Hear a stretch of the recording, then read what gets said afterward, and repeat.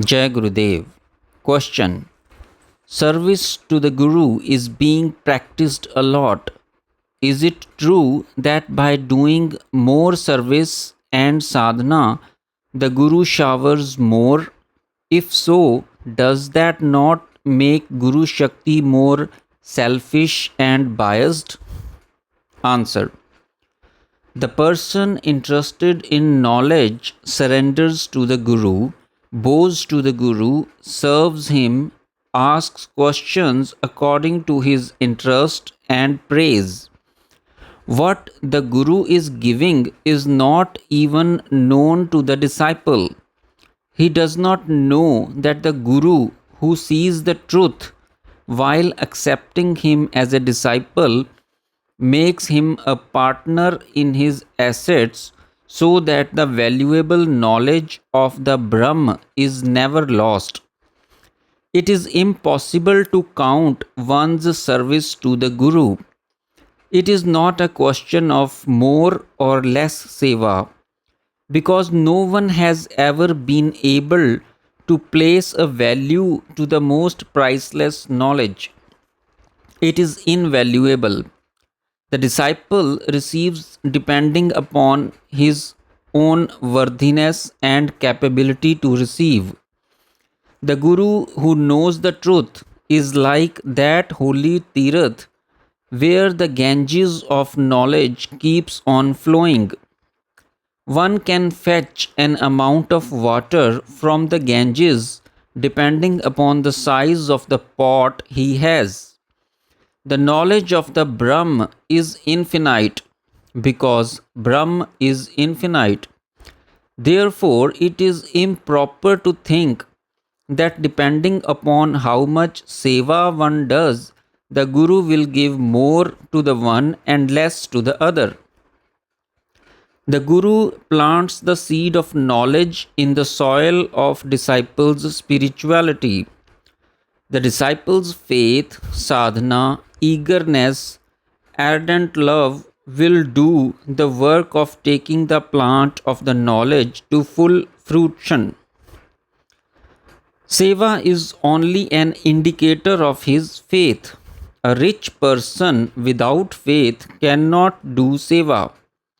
It is nothing but a show of his pride. Such seva does not help in attaining knowledge. Therefore, it is irrelevant to raise the question of partiality and prejudice on the part of the Guru. Question. What is Yoga Nidra? Answer. Yoga is said to be the cessation of all mental modification.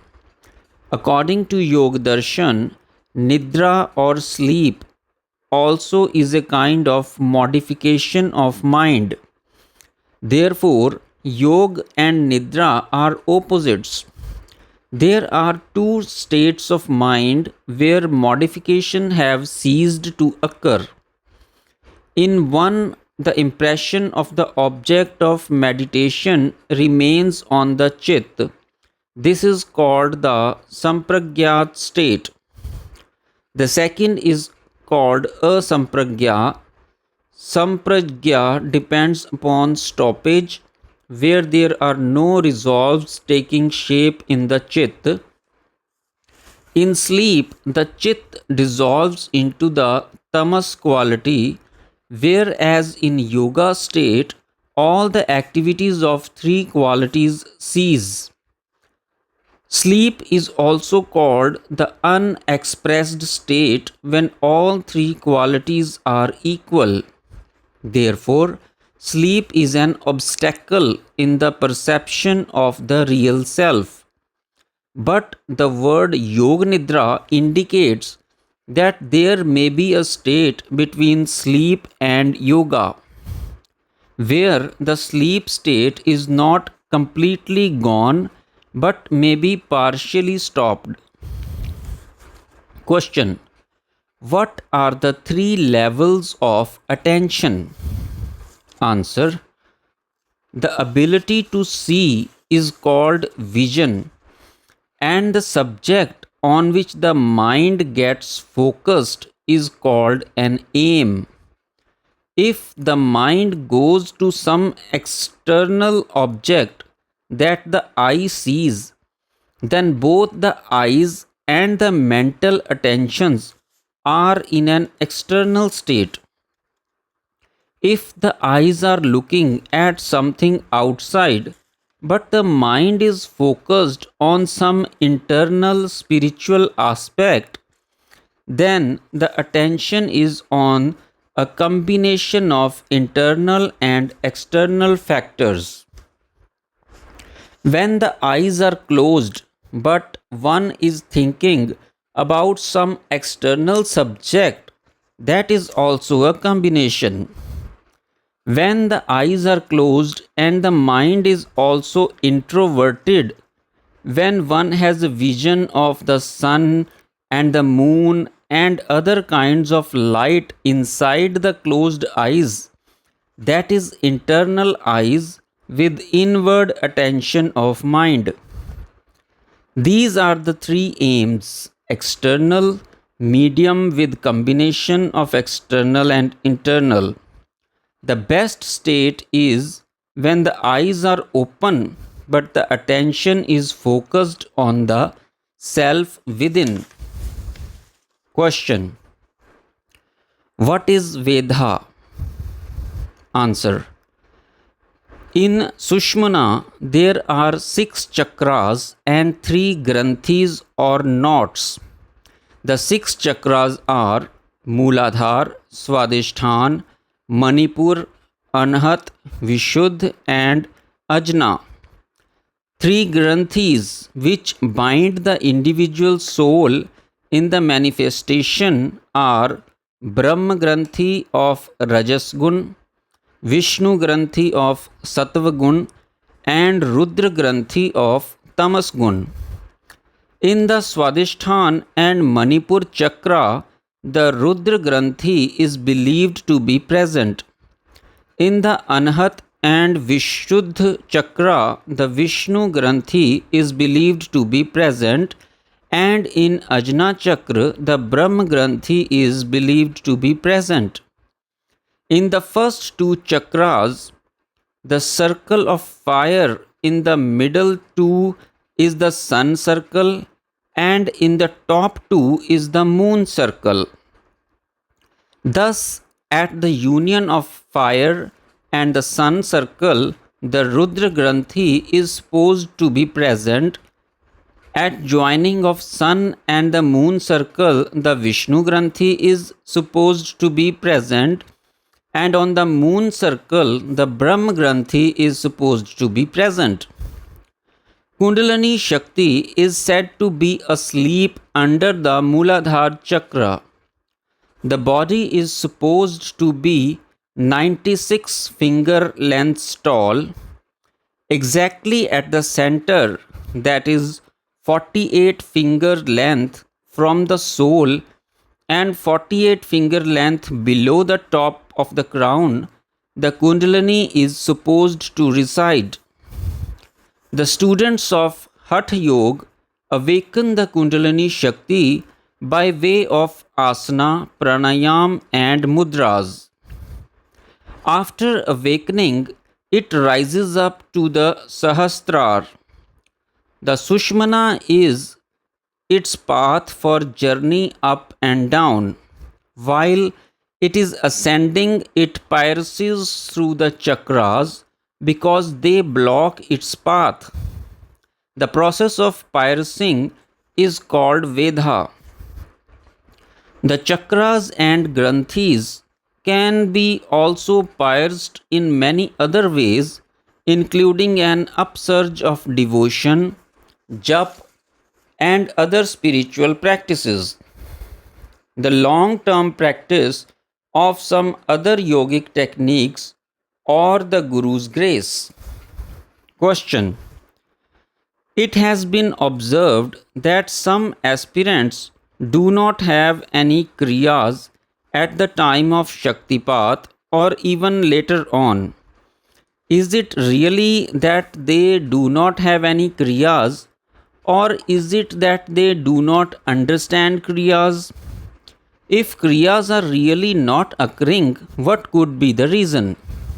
Answer: it is necessary to think about the worthiness of the aspirant to receive the Shakti that is being transferred by the Guru. Only when the aspirant is deserving will the Guru Shakti enter the person. The coming and going of the Guru Shakti is known to the Guru. For some initiates, receiving Shakti is like being struck by a lightning bolt. If Kriyas do not start with Shakti transference of the Guru, it is possible that they may begin later on. Sometimes, because of a hidden disease of the Kriyas, may not be felt. But the awakened Shakti is busy removing the disease. Once the disease is cleared, the Kriyas will start. Sometimes the hidden disease become manifest and Shakti does the healing of the disease herself. At that time, medicines can be a hindrance to the Shakti's workings. Mental worries, fear, sorrow, and lack of faith can also be obstacles. The intensity of expression of Shakti's working depend upon the physical and mental condition of the aspirant. Spiritual practices done in the past and the past impressions or sanskars of the person. Kriyas develop slowly during old age. They are more intense during youth and they are greater in women than in men. The Guru's love also brings vigor to the Kriyas. The Guru's indifference or anger create the opposite result. The aspirant's character also influences the Kriyas. It is essential that the aspirant do self observation in this regard. If Shakti does not want to enter and start working in someone, perhaps some big sin or bad karma of this life or past life may be the obstacle. Two people were complaining about their lack of kriyas. One of them had given poison to his widowed daughter in law, and the other had an inappropriate relation with his younger stepmother. When they confessed, accepting their sins, and repented their bad karmas, Shakti started working in them. There are many such examples. Generally, weakness of semen, constipation, muscular decay, and diabetes also become obstacle in the working of Kriya Shakti. Sometimes the suppleness of the Kriya can be difficult to understand. Closed mind people who do not have any faith and take the initiation because someone else took it may also experience disappointment. Jai Gurudev.